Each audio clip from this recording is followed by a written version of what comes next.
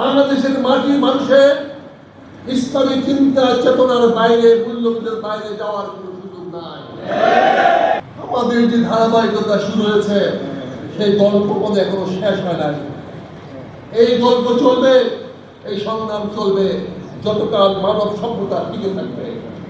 আমরা চাই আমাদের অধিকার, আমরা চাই আমরা এক থাকবো না আমরা আবার আলাদাভাবে লড়বো। এই প্রশ্ন আজকে এই জন্য করছি, বিজয়ী পরিবর্তন হয়। যখন এই নতুন বিজয়ী আসে ইতিহাস সেই বিজয়ী তার মতো করে লিখতে চায়। জনগণকে তারা প্রত্যাখ্যান করে, জনগণের অধিকারকে তারা ডিনাই করার চেষ্টা করে। আজকের বাংলাদেশের রাজনীতি যে নতুন বিজয় হয়েছে সে 5ই আগস্টকে অস্বীকার করতে চায়। আজকে নতুন বিজয় আসছে সে জুলাই চেতনা অস্বীকার করতে চায়। বাংলার মানুষ আর রক্ত দিতে চায় না, রক্ত দিতেও চায় না।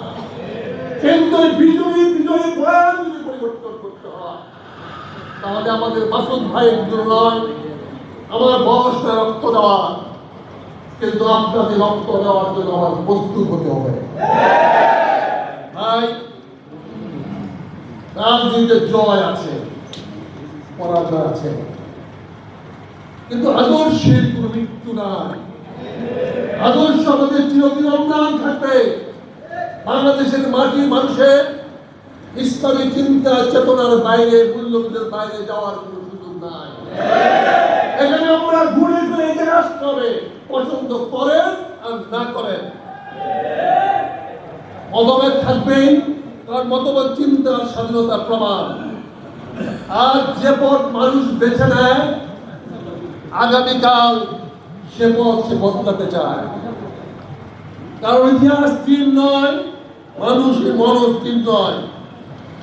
আজকের প্রয়োজন মতভেদ থামানো নয়, আজকের প্রয়োজন আমাদের মত জনগণের কল্যাণে, আমাদের মতের পার্থক্য জনগণের কল্যাণে পক্ষে নিয়ে আসা।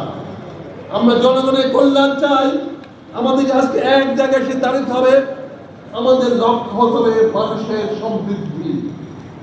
আমাদের মতভেদ থাকবে, কিন্তু ঐক্যমত হবে আমাদের জনগণের স্বার্থ, ঐক্যমত হবে আল্লাহর শাসন, ঐক্যমত হবে আমাদের ইসলামিক চেতনা এবং মূল্যবোধ।